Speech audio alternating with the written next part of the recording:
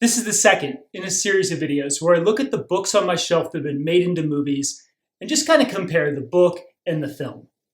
True story about LA Confidential. I actually went to a screening of this movie introduced by James Ellroy. He got up on stage, told us we were all idiots because we were sacrificing a night of our sex lives and drug habits to see a movie which we had almost certainly seen before and which succeeds only because of the genius of its source material.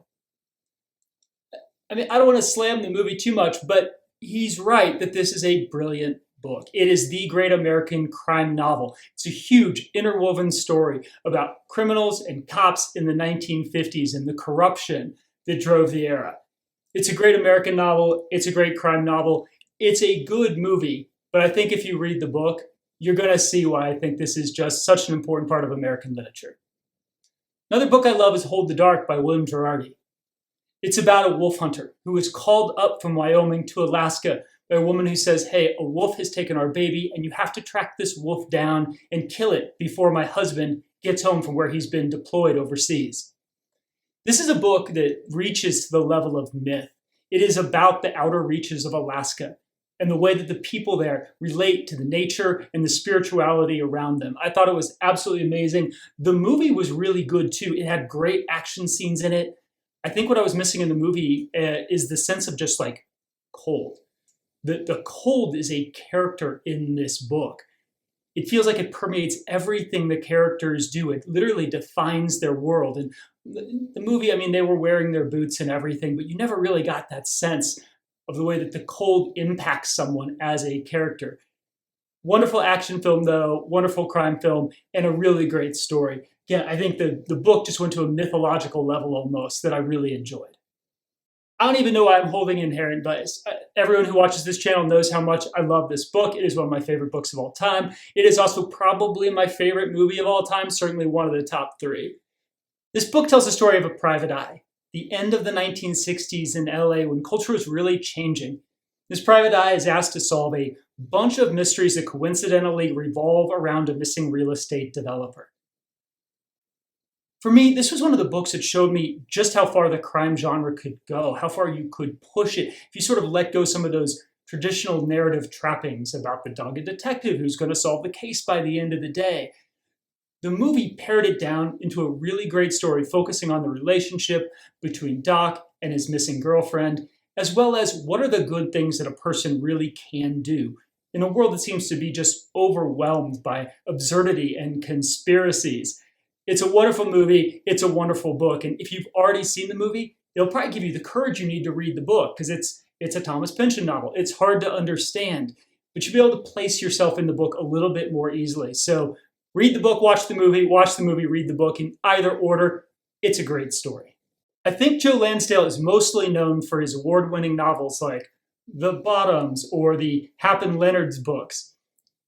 He also wrote this book called Cold in July, which again is a little bit of a mythological story about fathers and sons. It's a very gritty novel, and it became a very gritty movie. And it had a great cast: Michael C. Hall, Sam Shepard, and Don Johnson.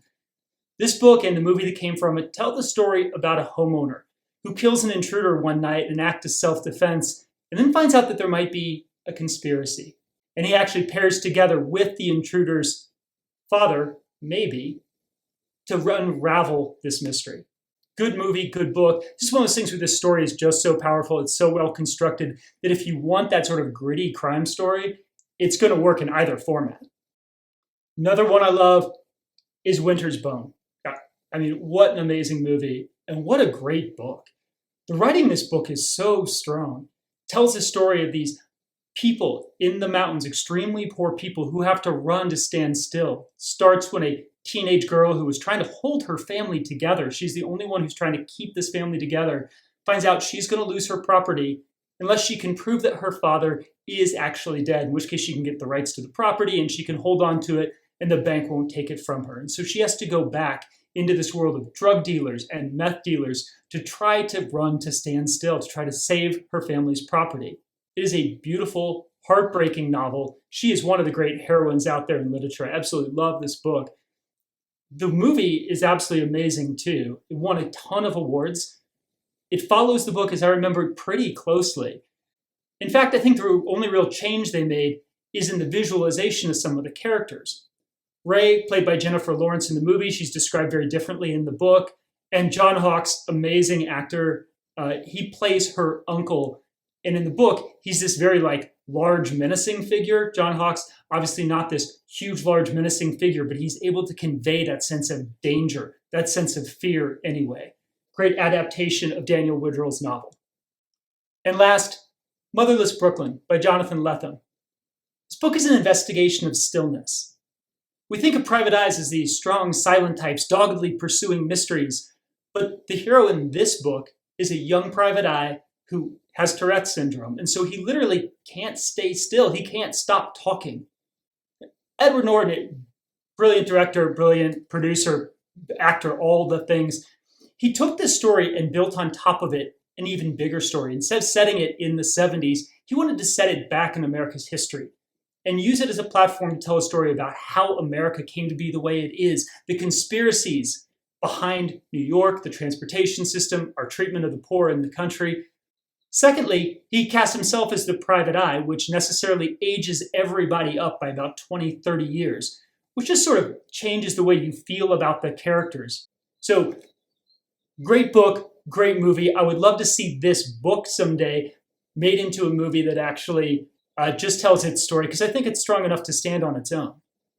If you like books like this and you want to support the channel, check out my novel, Sin Walks into the Desert. Shelf and Bound called it the best independent novel of 2015. And Kirkus Reviews said it was a sterling achievement featuring an ultra cool protagonist. So, sounds good. This is the story of an isolated and very violent young man who one day hears that his mentor, the legendary FBI agent El Viejo, has disappeared into the desert. And so he goes hiking out into the desert, trying to find the only person who was ever able to give his life structure and meaning. So if that sounds interesting, check it out. It's on Amazon.